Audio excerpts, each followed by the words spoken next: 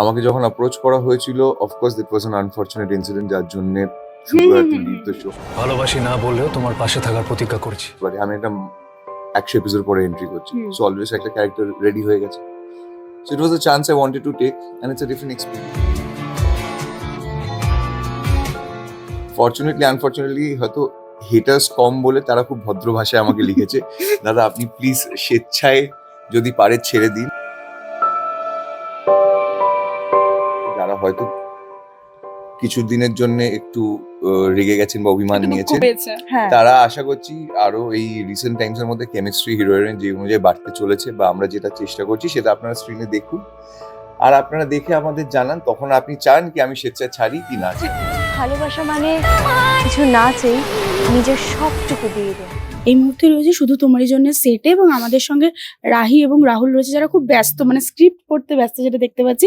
শুটের মাঝখান থেকে নিয়ে এসেছি বলা চলে টেনে।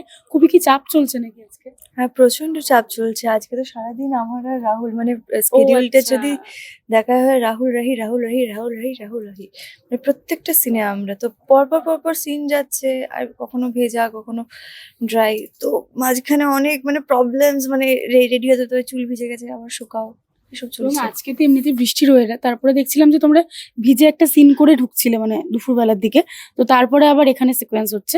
তো কি চলছে এই মুহূর্তে একটু বলো। সিন তো চলছে, সিন একটু ওয়েট অ্যান্ড ড্রাই সেই সব হচ্ছে আর কি। সেটা তো সেটা তো দেখবে কিটা definitely, হ্যাঁ। কি চলছে সেটা তো দেখতে হবে। একদম। তো হ্যাঁ, এমন কিছু মুহূর্ত আসছে যেটা দর্শকের দেখে নিশ্চয়ই ভালো লাগবে। রাহুলের কাছে যাবো যে কি চলছে, তুমি একটু বলো। বউ তো বলছে যে যেটা চলছে দেখবে দর্শকরা, তুমি একটু বলো। সিনসে চলছে, মানে রাহুল রাইর বেসিক্যালি কেমিস্ট্রি বিল্ড আপ হচ্ছে, আর তার জন্য যেরকম সিচুয়েশনস থাকে সেগুলো বিল্ড আপ করা হচ্ছে। রাহুল রাহি কাছাকাছি আসছে, দূরে সরে যাচ্ছে, সেটা তো টেলিকাস্টে দেখা যাবে, বাট মোমেন্টাম বিল্ড আপ হচ্ছে। ও যেমন বললো ওয়েট অ্যান্ড ড্রাই, তো নিশ্চয়ই অনেক বৃষ্টি বা জল বা সমুদ্র বা বরফে কিছুতে ভেজা, অ্যাট দ্য সেম টাইম আবার অন্য সিচুয়েশনস, মানে যত বিল্ড আপ সিনস হয় বেসিক্যালি। সো ওভারঅল বিল্ড আপের মধ্যে দিয়ে যাচ্ছি আমরা, যেখানে আমরাও নিজেরা প্রচন্ড বিল্ড আপের মধ্যে রয়েছি, সারাক্ষণ কিছু না কিছু বিল্ড করছি। তো সেই নিয়ে চলছে, মানে টান উত্তেজনার মধ্যে উত্তেজনা, শুটিং হ্যাঁ। হচ্ছে। এবং এখন কি রাহিকে তার বোন একটু নিস্তার দিয়েছে বলা চলে নাকি? না, ও এখন অনেক কিছু করার চেষ্টা করছে, কিন্তু বেচারা কিছু করে উঠতে পারছে না। মানে আপাতত। মাঝখানে কাবাব মে হাড্ডি হতে চাইছে। হতে চাইছে, ও তো চাইবে, ওটা কিছু করার নেই, কিন্তু পারছে না এই মুহূর্তে। মানে কোনো না কোনো ভাবে রাহুল রাহি কাছে চলে আসছে। যত যাই হয়ে যাক, কিন্তু বোনের প্রতি যে ভালোবাসা সেটা তো কোথাও গিয়ে রয়েইছে রাহি। অবশ্যই রয়েছে।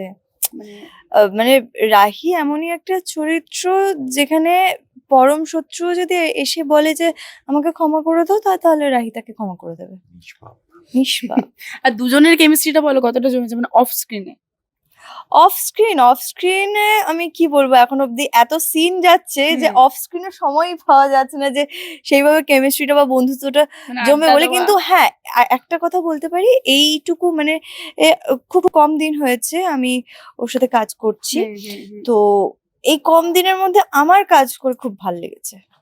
আর তুমি বলো। আমি ইনফ্যাক্ট আগের দিনের বাইট দিচ্ছিলাম, তাই স্যার দ্য সেম থিং, যে দীপান্বিতার সাথে কাজ করে আমার যেটা খুব ভালো লেগেছে যে of course we know how the serial is progress, তো সেখানে ওর একটা কমফর্ট জোন তৈরি হয়েছিল, সেখান থেকে আমি ঢুকি। সেখানে দাঁড়িয়ে কিন্তু আমাকে কখনো out of place she has never made me feel. প্রচন্ড কোঅপারেটিভ একজন artist, she has no tantrums, she is a very hard working co actor. আর আমার খুব ভালো লাগে এরকম মানুষের সাথে কাজ করতে, and she has given me all the support, কারণ ওর সাপোর্ট ছাড়া তো আমি এই স্পেসটা পেতাম না মানে এখানে। তো সেখানে রাহুল রাহির আমি যতটা ইজিলি সিঙ্ক ইন করে গেছি রোলটাতে, I think the full credit goes to her and of course Anupam da. But হ্যাঁ, মানে কারণ অফকোর্স মানে আমার ম্যাক্সিমাম সিন ওর সাথে, আর আমার সাথে সেই কমফর্টটা ও যদি আমাকে না দিত, প্রথম দিন যদি ও আমার সাথে ট্যাঁ টু টি টা করতো, তাহলে সেই ক্ষেত্রে দাঁড়িয়ে তো আমি সেটা পারতাম না। আমি অনেস্টলি বলছি, Dipanwita has been very cooperative and she is a wonderful actress and very hard working. না, সেই কমফর্ট জোনটা আমাকেও দিয়েছে, মানে দু তরফ থেকেই ছিল। খুব কমফর্টে কাজ হচ্ছে আমার। সায়নদার কাছে একটা প্রশ্ন আছে যে একটা চরিত্র যেটা খুব ভালোবাসা পেয়েছে দর্শকদের, সেই চরিত্রতে তোমাকে নতুন করে দর্শক দেখতে পাচ্ছে শুভ্রদার জায়গায়। Right. তো এটা এমনিতেই একটা চ্যালেঞ্জ থাকে যে চরিত্রকে ফুটিয়ে তোলা, দর্শকদের ভালোবাসা পাওয়া। এটা কতটা চাপের মনে হচ্ছে যে একজনের বদলে আরেকজনের আশাটা? দেখো, এটা যদি চাপের খুব মনে হতো তাহলে আমি প্রজেক্টটা প্রথমে নিতাম না। সেকেন্ড অফ অল, আমি as myself I have always challenged all my characters. Hmm. আমি হিরো হয়ে ভিলেনের রোলও করেছি লাস্ট শুভ বিবাহতে।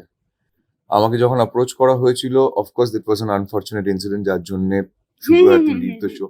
তো সেখানে দাঁড়িয়ে সে দায়িত্ব যখন আমার উপর পড়েছে, আমি জানতাম এটা একটা চ্যালেঞ্জ ছিল। এই কোয়েশ্চেনটা আমি ইনফ্যাক্ট এসটিএফ কে মিটিংও করেছিলাম যে উড পিপল অ্যাকসেপ্ট মি। তো তখন আমাকে বলা হয়েছিল যে দেখো, চরিত্র এস্টাবলিশ হয়ে গেছে, এবার চরিত্র জার্নি তোমার উপরে। হুম। আমি চ্যালেঞ্জটা নিয়েছিলাম একটা স্পেসিফিক কারণে, সেটা হচ্ছে আমরা যখন সিনেমা শুটিং করি, হুম। সিনেমা তো ফার্স্ট সিন থেকে শুটিং হয় না। তোমার মাঝের সিন হতে পারে, লাস্টের সিন হতে পারে, এনিথিং, যেটা সিরিয়াল ইউজুয়ালি হয় না।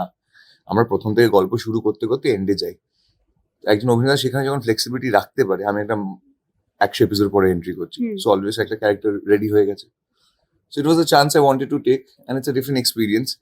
আর আমি মানে সেখানে অফকোর্স ফ্যানেদের কিছু এক্সপেকটেশনস ছিল, তারা পার্সোনালি আমাকে বলে, কিন্তু ফর্চুনেটলি আনফর্চুনেটলি হয়তো হেটার্স কম বলে তারা খুব ভদ্র ভাষায় আমাকে লিখেছে, দাদা আপনি প্লিজ স্বেচ্ছায় যদি পারে ছেড়ে দিন, আমরা রাহুলকে। হ্যাঁ, আর আমি না মানে প্রথম দিন করে আমি খুব হেসেছি, আমি পড়েওছি কিছু মেসেজ যেখানে হ্যাঁ। Personally, but they were very nice, খুব ভদ্রভাবে বলেছে কথাটা। আমি হাসতে হাসতে মরে গেছি যখন বলেছে আপনি ওনাকে ফিরিয়ে আননি করে। I understand from where they coming, ঠিক। লাইক ওরা সাপোর্ট করে শোটাকে, এন্ড উইচ ইজ আমরা চাই যে আরো সাপোর্ট করে। কতটা ভালোবাসা থাকলে এটা বলতে পারি, সবথেকে হ্যাঁ, বড় সেখান কথা। থেকে তো সেখানে দাঁড়িয়ে তো সেই করতে বলতে গিয়ে আমি ভেবেছিলাম যে এই শোটায় এই জন্যই আসা, তাদের ভালোবাসাটা আমরা জানি যে we want to do a great show, we are heading towards a great show, হুম।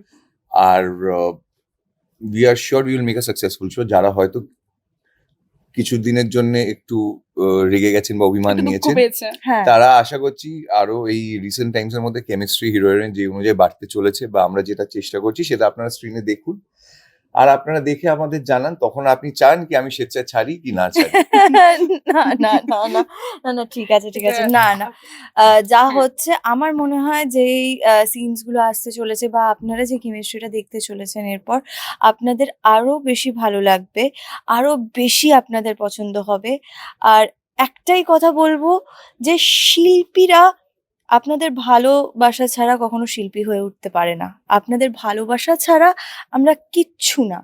তো এই ভালোবাসাটা চাই যে আপনারা আমাদেরকে আরো আরো আরো বেশি করে দিন, যাতে আপনাদের আশীর্বাদ আমাদের সবার মাথায় থাকুক। টলিউডের লেটেস্ট আপডেট, গসিপ ও এক্সক্লুসিভ ইন্টারভিউ দেখার জন্য এখনই সাবস্ক্রাইব করুন সিটি সিনেমার ইউটিউব চ্যানেল আর ফলো করুন আমাদের ফেসবুক, ইনস্টাগ্রাম ও হোয়াটসঅ্যাপ চ্যানেল।